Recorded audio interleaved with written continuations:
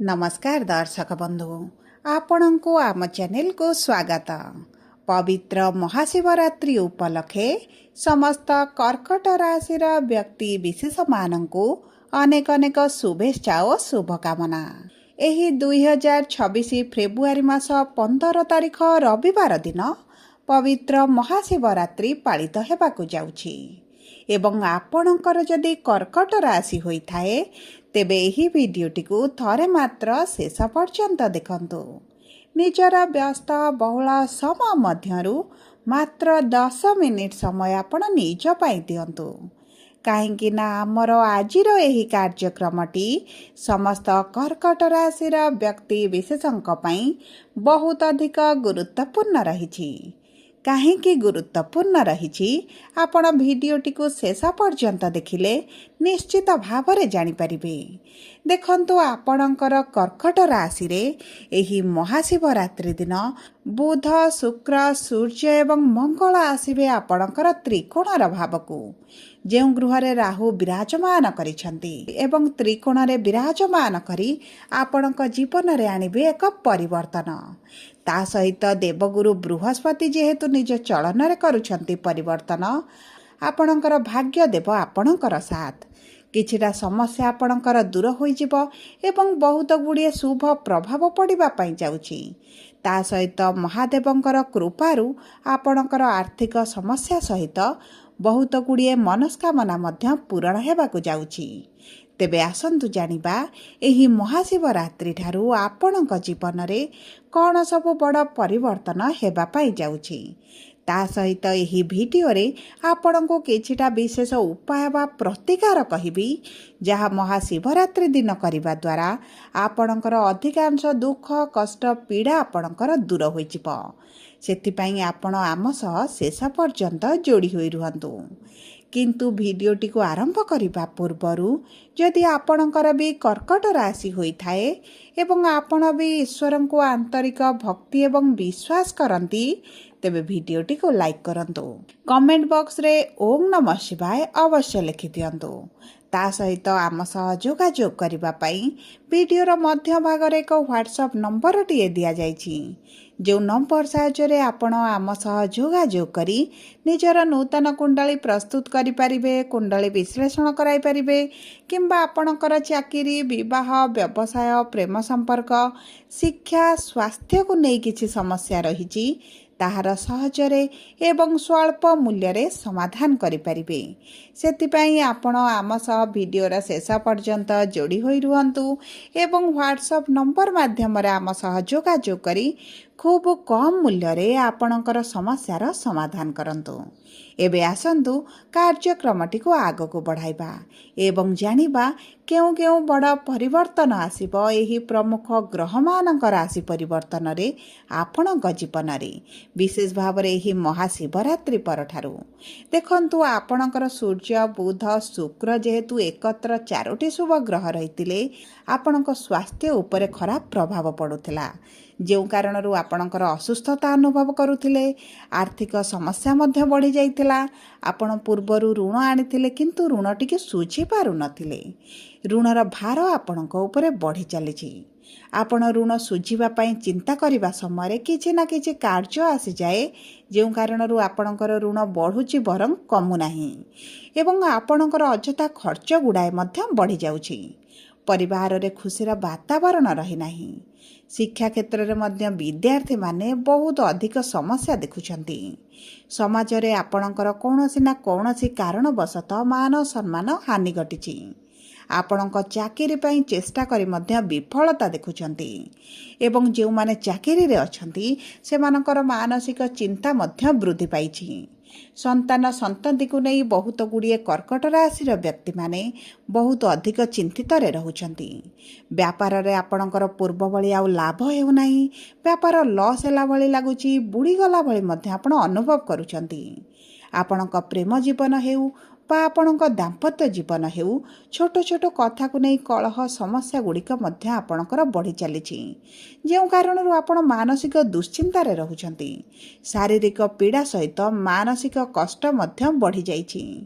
तेबे एही भली जहाँ भी समस्या आपणक जीवन रे चलुथिला ତାହା ଏବେ ଦୂର ହେବାକୁ ଯାଉଛି। ଆପଣଙ୍କ ଜୀବନରେ ପୁଣି ଥରେ ଖୁସି ଫେରିବାକୁ ଯାଉଛି।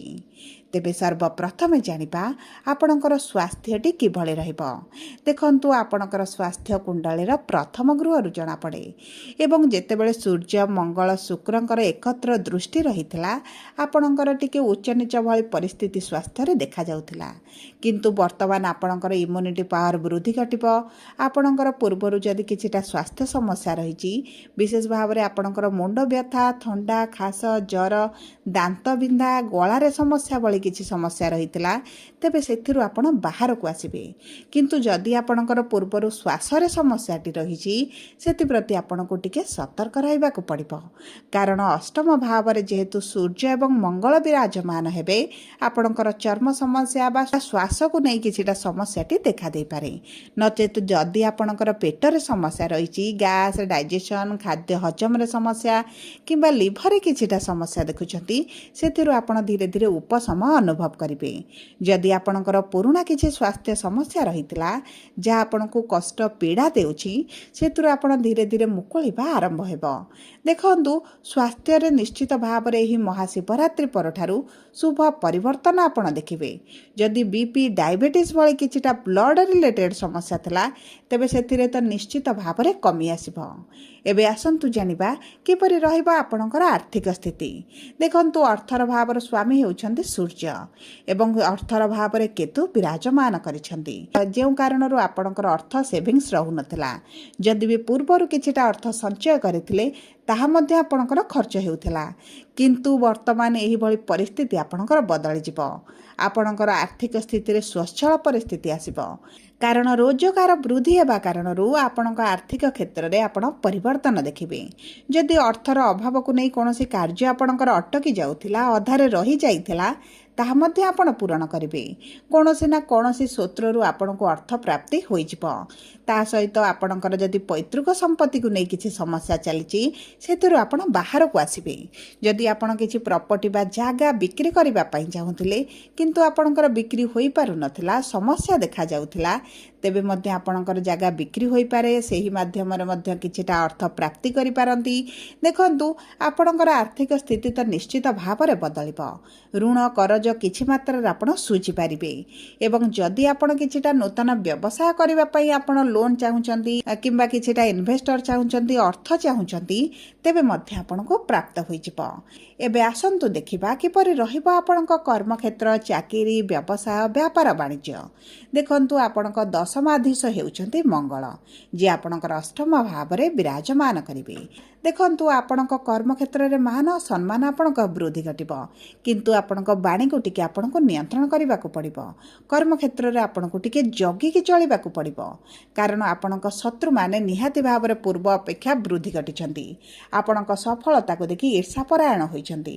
ଆପଣଙ୍କୁ ସମସ୍ୟାରେ ପକାଇବା ପାଇଁ ବହୁତ ଗୁଡ଼ିଏ ଚକ୍ରାନ୍ତ ମଧ୍ୟ ଚଲାଇଛନ୍ତି। ଆପଣଙ୍କ ବିରୁଦ୍ଧରେ ରାଜନୀତି ମଧ୍ୟ ଚାଲିଛି, କିନ୍ତୁ ଏହିସବୁ ପରିସ୍ଥିତିରୁ ଆପଣ ବାହାରକୁ ଆସିବେ। ଆପଣଙ୍କ କର୍ମକ୍ଷେତ୍ରରେ ମାନ ସମ୍ମାନ ବୃଦ୍ଧି ହେବା ସହିତ କର୍ମକୁ ମଧ୍ୟ ଆପଣଙ୍କର ପ୍ରଶଂସିତ କରାଯିବ। ଆପଣଙ୍କର ସାଲାରୀରେ ଇନକ୍ରିମେଣ୍ଟ ହୋଇପାରେ କିମ୍ବା ଆପଣଙ୍କର ଯଦି ପ୍ରମୋସନ୍ ପେଣ୍ଡିଂ ରହିଥିଲା, ସିଟ୍ରେ ଚେଞ୍ଜ ହେବାର ଥିଲା କିମ୍ବା ଆପଣଙ୍କ ଟାର୍ଗେଟ୍ ପୂରଣ ହେଉନଥିଲା, ସେହିସବୁ କ୍ଷେତ୍ରରେ ଶୁଭ ପରିବର୍ତ୍ତନ ଦେଖିବେ। ଯେଉଁ ବ୍ୟକ୍ତିମାନେ ବିଦେଶ ଯିବାକୁ ଚାହୁଁଥିଲେ, ବିଶେଷ ଭାବରେ ନିଜ ଚାକିରି ସମ୍ବନ୍ଧିତ, ସେମାନଙ୍କ ପାଇଁ ତ ବହୁତ ଭଲ ଶୁଭ ସମୟ ରହିଛି।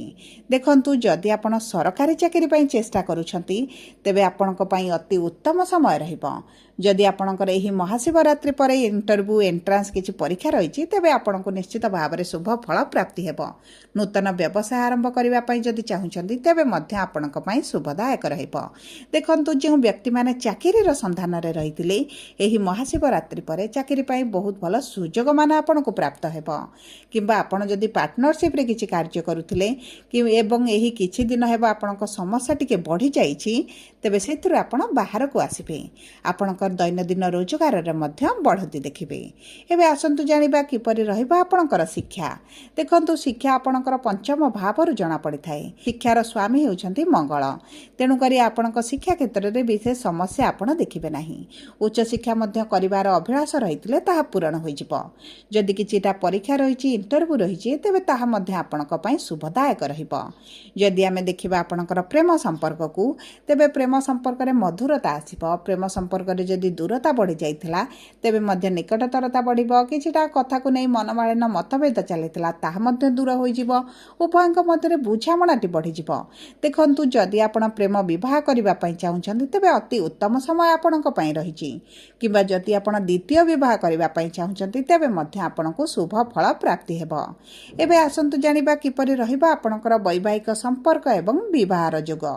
देखंतु विवाहर जोग आपणकर भल रहिछि कारण देवगुरु बृहस्पतिଙ୍କର दृष्टि रहिछि एवं शुक्र आपणक मित्रर राशि रे रहिबे।